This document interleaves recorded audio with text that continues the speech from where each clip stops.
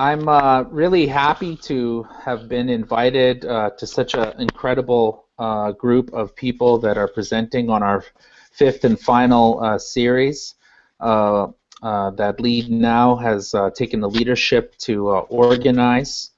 I think that these intersection points where our movements converge are a place where we really need to focus on, a place where our people come together and learn from one another. These are really important, spaces.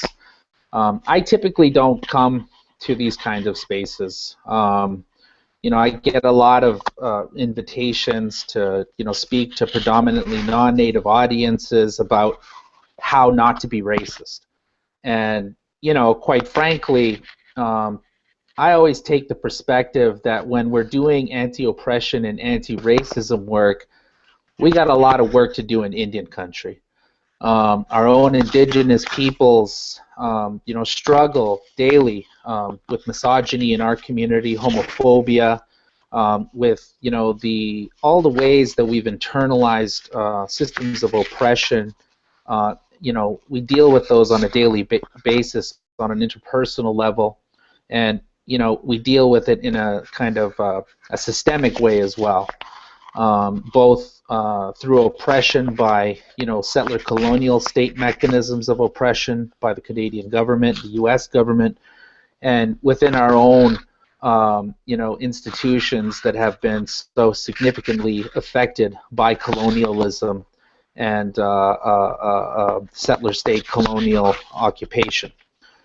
And, I often tell people that, I don't spend a lot of time trying to educate the white man about how not to be racist, how not to, be that way, because that's the work of my brothers and sisters who identify, in that way. It's kind of like if we asked a bunch of Indian residential school survivors to, go to an Indian residential school healing workshop led by priests and nuns. They're going to have a real hard time going to where they need to go to deal with what they, with what they got to deal with. And it's the same thing with white supremacy, white patriarchy. They're going to have a real hard time going to where they need to go to confront their white privilege, especially if I'm leading them in that space as a strong Cree man from Pugatawagan. But that said, I do believe that we all have a fundamental obligation and responsibility to take care of our own communities, our people, our families, to make sure that they have the tools to be able to confront systems of oppression as they manifest, in our pathway, as we build our movements towards, some kind of whole. Some people call that whole reconciliation, but I struggle with even the word reconciliation these days. A lot of our aunties and uncles in indigenous social movements, especially those that have been leading the incredibly emotional and heavy process of the Truth and Reconciliation Commission that has been collecting the testimony of our residential school survivors. There's a lot of work that needs to be done, I guess, is what I wanted to point out. And just so before I begin, though, just to respect protocol, bonjour, danse, zonge bene sia ne ne tishnakas, niga ne bene siga bo tishnakas, gnu totem. Just wanted to introduce my spirit name as well.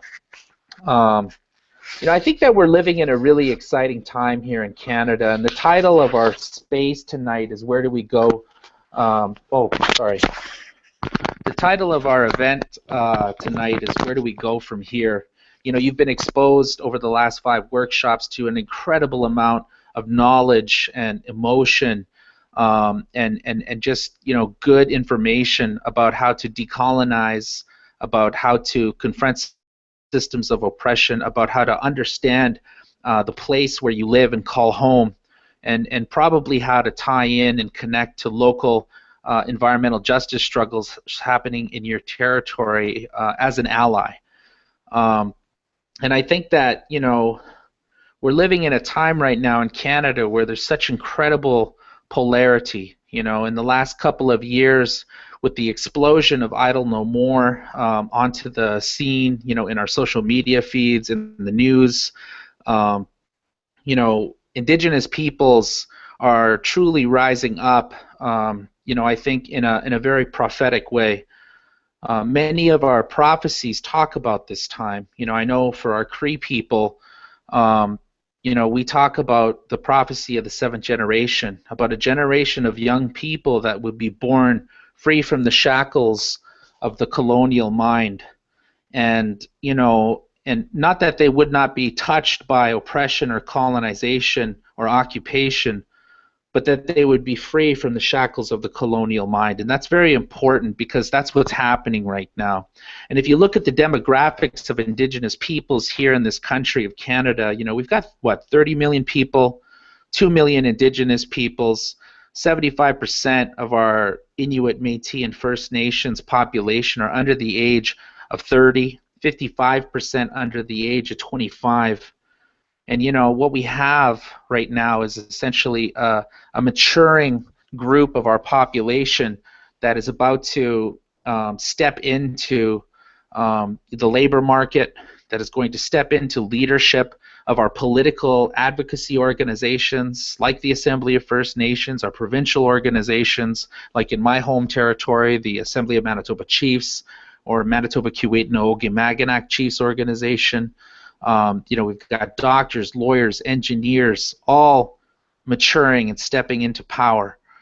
And, we also happen to be the fastest rising labor demographic in the Canadian economy. And so, in a very short time, a large majority of workers in this country will be Indigenous. And so, from a prophecy perspective, what we're taught growing up, if you're Cree, when you learn about the prophecy of the seventh generation, is that this generation of people that would be born 7 generations from when colonization would begin would lead us to a better place, than we've been, with all of the violence of the coming together of two different world and cosmo views, Western world and traditional Indigenous world. And, and that's where we're at. And I think that that's one of the fundamental things that we need to take away from, as far as lessons learned from Idle No More, is that the difference between Idle No More and other Indigenous social movements, say the American Indian movement or the Red Power movement, the 70s and the 80s, is that this particular moment in time, this movement came from our women. When we look at this time of extremes, this polarized landscape that we're organizing in as activists, as community members, as concerned citizens, there is tremendous violence happening in our society. We see it manifesting every day in the Native community with the murdered and missing Indigenous women and girls issues. We see it every day manifesting and spreading through the violence against the sacredness of our Mother Earth, through Canada's extractive industries-based economy. And I think that there's a important link that you all need to take away from this experience that LeadNow has helped you to have access to, and that is that our movement today is fundamentally led by Indigenous women. Every community that you go to across Turtle Island, whether it's fights against a toxic oil refinery, whether it's fights against the expansion of the Alberta tar sands or the half a dozen or so mega pipelines that are coming out of it, fights against mining expansion. We're in a mining renaissance here in Canada where mining is exploding, uranium, gold, coal, all across the provinces in the Arctic regions. Whether it's against offshore oil and gas development in our Arctic or in Newfoundland, we see our Indigenous sisters, our Indigenous mothers, our Gookums, our grandmothers are the ones that are holding the line. And I think it's important that we recognize that, and I think it's important that we understand that Idle No More came from a place of that sacred feminine creative principle. And I fundamentally believe in my soul, in my heart, that's really where we need to look to for how to set things right, because things are incredibly imbalanced right now. And I really truly believe that we need to start organizing our movement from that same place that Idle No More was birthed from that sacred feminine creative place. Because I think that if we look at social movements from the past, where whether it's Indigenous peoples or the Black Panthers, African American social movements or whatever, from the civil rights movement history lessons that we can learn from. Trying to organize, tit for tat in a counterintelligence framework against the settler colonial states, mimicking the way that they oppress us to fight them, it doesn't work. But I think that if we come from a place, where we organize our discussions about economy, about politics, about, social interaction in our social systems, of how we organize our communities, and also our spiritual systems, the way that we conduct ourselves, their spiritual protocols, that's a very important, lesson to take away as well. Because I think that, Native people are not, just a page in a history book. We're not stuck in time. We're incredibly diverse, and we morph and adapt to our environment. And our entire traditional ecological knowledge base is fundamentally based on the observation of the ecology, the place where Creator put us as peoples, the observation of that place for thousands of years. And we carry within our languages, which are quickly disappearing, mind you, many of our unique languages, we carry an incredible gift in terms of how to coexist within the sacred circle of life, as part of that sacred circle, not above it, not dominating it and controlling it. And I think that that's something that's really important, that you all take away, is that Indigenous peoples are also always forever changing, and there is no pan-Aboriginal solution to address all of the diverse problems that Indigenous peoples face across the country. So the activist in Toronto who's done some solidarity work with Six Nations, you really shouldn't apply that experience with that particular group with, say, First Nations in BC. And the solidarity activist from Edmonton who's doing work with Beaver Lake or Athabasca Chippewa First Nations shouldn't do that to, the situation going on in Mi'kmaqui territory with Elzapuktuk and the fight against fracking over there. There are incredibly diverse, things that differentiate First Nations, Inuit, and Métis people across this country. There are also some shared things, though, from a strategic and tactical purpose that we can, grasp onto and utilize as far as where we exist right now in the political context. One thing that Harper has quickened with his omnibus bill super law agenda, by stripping away every participatory democratic mechanism within the Canadian democracy, the one area that he hasn't been able to strip away has been, the constitutionally protected treaty rights and inherent rights of Indigenous peoples. And the only difference for us between now and before Harper is that, we're still doing what we've always done, defending our sovereignty, taking account to what has been stolen from our territories that we're taking care of for the future, and working to undo the harm that colonization and occupation have done to our children. But in the last 40 years, there has not been one major environmental victory won in this country without First Nations peoples at the helm. And I think that the difference between now and the last 40 years is that other social movement sectors are now really dependent on Indigenous peoples to keep doing what we're doing, to particularly stand up against the agenda of multinational oil companies and mining companies that are operating here in Canada and that are writing the very super laws like Omnibus Bill C-45 that went through last year. The Canadian Association of Petroleum Producers wrote all the provisions that gutted the Navigable Waters Act. Greenpeace exposed that through a Freedom of Information request last year. There is a revolving door between these corporations and the federal government of Canada. And it's important that we recognize that Indigenous peoples now, more than ever, must lead the movement towards a new economic paradigm in this country, not only because of our traditional ecological knowledge base and our understanding how to take care of these lands that they call Canada, but also because we have the only strategic and tactical framework that has any legal teeth left within, Canada's common law system to actually, stand up against the agenda of big oil and big mining lobby efforts. And I think that, on the eve of the federal election, there's a lot of promises that are being put out right now, by the Trudeau Liberal Party, by Montclair and his NDP, by the Harper government. And it's important that, we organize ourselves in a way that is not locked in an electoral cycle. Our problems are fundamentally rooted in our economic paradigm. A paradigm that says it's okay to sacrifice Crystal Layman's community at the altar of economics for the benefit of shareholders living thousands of kilometers away. And, this is just ludicrous and ridiculous, especially in the context of this era of climate change that we're living in. And so, as solidarity activists wanting to work in solidarity with Indigenous peoples, it's important that we have to focus in and organize ourselves in a way that disrupts commerce. We need to throw a wrench into the machine. We need to be able to demonstrate the ability to stop business as usual in the Canadian economy.